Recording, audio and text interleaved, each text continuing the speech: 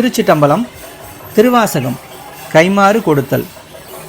மேலை வானவரும் அறியாததோர் கோலமே என ஆட்கொண்ட கூத்தனே, ஞாலமே விசும்பே இவை வந்து போம், காலமே உனை என்றுகொள் காண்பதே.